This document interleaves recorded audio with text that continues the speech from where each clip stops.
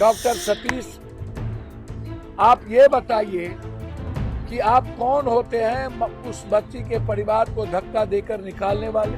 बच्ची के साथ 3 दिन 4 दिन पहले हुआ होता, वो घर से अस्पताल आई, हॉस्टल आई, तो जरूर अंडर गारमेंट वो ना पता, अंडर गारमेंट उसने नया पहना और फिर उसमें स्पर्म है, उनके साथ हुआ। डीएनए से भी ये किया तो आप अरेस्ट कर लीजिए, डीएनए तो आप मिला चुके हैं। उसके बाद आपने सारे सबूत मिटाने की पूरी आजादी दी, आपने हॉस्पिटल सील नहीं किया। 18 दिन के बाद डिप्टी सीएम साहब विजय सिन्हा जी आपकी नींद खुली। विजय सिन्हा जी, अरे कम से कम उस परिवार को तो बचा लीजिए। वार्डन दरबान की मिली भगत से बच्ची बाहर जाती, नेता, पैसा, माफिया, हॉस्पिटल, हॉस्टल और थाना, ये 5 आदमी के नेक्सस से पटना के हॉस्टल का रैकेट। नमस्कार, आप लाइव स्टडीज देख रहे हैं, आपके साथ मैं हूं वसीम खान। पटना नीट स्टूडेंट मामले में बड़ा खेल। देखिए, नीट छात्रा का सारा टेस्ट कर दिया गया और देखिए रिजल्ट निमोनिया निकला। बड़ा सवाल खड़ा किया है पप्पू यादव ने। देखिए, पप्पू यादव ये तमाम सवाल खड़े कर रहे हैं और देखिए हॉस्पिटल डॉक्टर के मिली भगत से बड़ा खेल रचा गया। पप्पू यादव ने यह सवाल खड़ा किया है और देखिए पप्पू यादव खूब गरजे हैं विजय सिन्हा पर भी। सबसे पहले आप पप्पू यादव को सुनिए। सबसे बड़ी बात सुनिए, बिना माँ बाप के, बिना भाई के दस्तखत के या नॉलेज के डॉक्टर सतीश ने बच्ची प्रेग्नेंट है या नहीं है वो जांच कैसे करवाए? क्या ये अरेस्ट के लायक है आदमी की नहीं? इस पर एफआईआर होना चाहिए कि नहीं? हम बीमारी में गए, आपने कोई जांच बाकी नहीं रखी, सारा जांच हमसे करवा लिया, 2.5 लाख की बिल बन गई। अब आप हमको बताइए, मैं आपसे पूछना चाहता हूं जनाब, 27 पेज का आपने एक रिपोर्ट दिया और उस रिपोर्ट में आपने अंतिम में कंक्लूजन दिया कि बच्ची को निमोनिया था। एसपी साहब, क्या ये डॉक्टर की गिरफ्तारी झूठ छुपाने, नहीं बोलने के लिए आप अरेस्ट नहीं कर किए? क्यों? डॉक्टर की पैरवी किसके द्वारा हो रही है और क्यों हो रही है? इसमें डॉक्टर अभिषेक कौन है? डॉक्टर सतीश इतने बड़े कि मिट्टी में मिला दूंगा ये कहने की हिम्मत, कि मट्टी में मिला दूंगा, ये कहां से इसको मिल रहा है? मेरा सीधा सवाल है डॉक्टर सतीश से।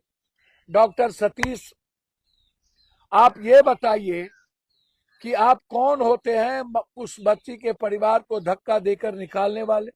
आप कौन होते हैं कि उस बच्ची प्रेग्नेंट है या नहीं है बिना नॉलेज में देकर उसकी जांच करवाने वाले? आप कौन होते हैं कि एक तरफ से सारी बीमारी आपने लिखा हुआ है, खुद आपने लिखा है कि हमने इसका इसका इसका इसका इसका जांच किया और अंत में आपने लिख दिया, कन्फर्म कर दिया कि मैं निमोनिया इसमें पाया, और निमोनिया की बीमारी पाने के बाद आपने उसको वहां से भेज दिया वेदांता। ये आपकी रिपोर्ट है मेरे पास। मुझे समझ में नहीं आ रहा है कि आप क्या चाहते हैं, ये जरा मुझे बताइए।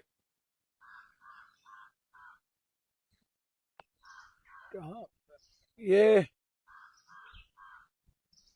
मैं आपको अभी रिपोर्ट दिखाऊंगा।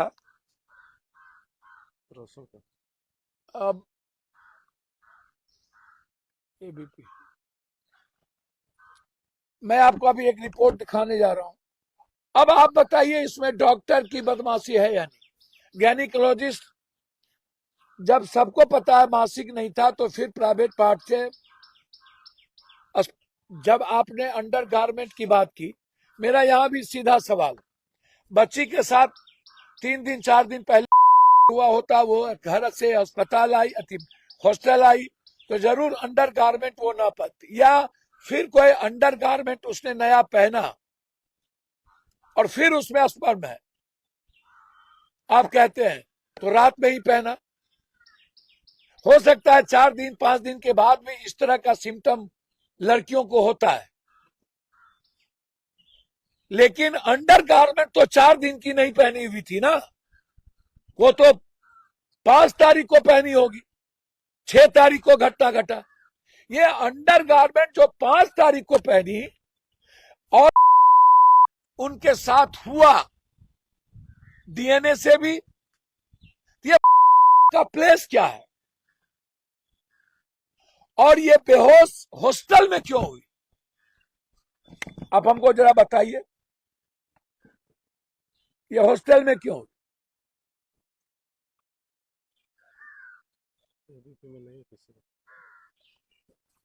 ये हॉस्टल में क्यों हुई? अमिताभ तो ये हमको जानकारी जरा सा आप हमको बताइए, ये साजिश नहीं है? एक डॉक्टर ने दरिंदगी नहीं किया, क्या उस पर 302 का मुकदमा नहीं लगना चाहिए? क्या छुपाने पर अरेस्ट नहीं होना चाहिए? क्या इसने झूठ नहीं बोला? क्या इसने मेडिकल काउंसिल ऑफ इंडिया के रूल का फॉलो नहीं तोड़ा? फिर इनका क्या सर्टिफिकेट कैंसिल नहीं होना चाहिए? क्या प्रभात हॉस्पिटल को बंद नहीं किया जाना चाहिए? यही तो मेरा सवाल। दूसरा सवाल है, एसपी साहब, एसआईटी महोदय, आप कब तक इस परिवार को तंग करेंगे? यदि इस परिवार के कोई लड़का उस बच्ची के साथ किया तो आप अरेस्ट कर लीजिए, डीएनए तो आप मिला चुके हैं। आप बताइए, पहले तो आप कह रहे थे नींद की गोली खाया, फिर आया कि पॉइजन खाया, ना पॉइजन मिली, ना नींद की गोली मिली, ना सीसीटीवी फुटेज मिला। पहले आप थाना ला करके छोड़वा दिए सबको, फिर उसके बाद आपने सारे सबूत मिटाने की पूरी आजादी दी, आपने हॉस्पिटल सील नहीं किया, और उसके बाद आपने मोटा रकम लेकर के सभी रसूखदार के बच्चों को बचाने की पूरी तैयारी कर ली। मैं तो सीधा कह रहा हूं कि इतनी बड़ी घटना में कोई न कोई बहुत बड़ा आदमी को बचाने की तैयारी आप लोगों ने कर लिया। नॉर्मल केस तो है नहीं, एक मासूम सी 17 साल की। अच्छा, आपने पॉस्को कब लगाया? पप्पू यादव के लड़ाई लड़ने के बाद हम उसके गांव जाते हैं 2 दिन के बाद, और 18 दिन के बाद डिप्टी सीएम साहब विजय सिन्हा जी, आपकी नींद खुली। विजय सिन्हा जी, अरे कम से कम उस परिवार को तो बचा लीजिए। आज भी उसके फुफेरे भाई को एसपी साहब ने बुलाया। जब आप 3-3 बार उससे पूछताछ कर लिए, आपने उनके दोस्त जिसने मदद की उससे भी पूछताछ कर लिए, 2 लड़की उस हॉस्पिटल में जिसने मदद की उससे भी पूछताछ कर लिए, तो वार्डन और दरबान की गिरफ्तारी अभी तक क्यों नहीं? वार्डन तो था, वार्डन दरबान की मिली भगत से बच्ची बाहर जाती है, वार्डन को पता है कि बच्ची के साथ कहां हुआ, क्या हुआ, और जिस रूम में बच्ची थी वो बच्ची का केवाड़ तोड़ा नहीं गया, बिल्कुल ओपन था या सटा हुआ था। सीसीटीवी फुटेज आपने अभी तक जारी नहीं किया कि हमने केवाड़ी या बच्ची ने केवाड़ी तोड़ करके निकाला। 5वीं 6ठी चीज कि आप मेन गेट से बच्ची को नहीं ले जाके पीछे के गेट से आप अस्पताल क्यों ले गए? मेन गेट से क्यों नहीं ले गए? और लगातार जब आपको नीलू अग्रवाल का बेटा, मनीष रंजन के बेटे का आपने डीएनए ले लिया, एक बुलेट पर आने वाला लड़का कौन है उसका भी डीएनए ले लिया, नहीं है तो आप कह दीजिए नहीं है, तब है कौन? परिवार का है तो कह दीजिए परिवार का है, तो कोई और नहीं है। यदि परिवार का है तो वो हॉस्टल कब आया, उसका सीसीटीवी फुटेज दिखा दीजिए। यदि वो हॉस्टल नहीं आया, कहीं और बलात्कार किया, तो आपको वो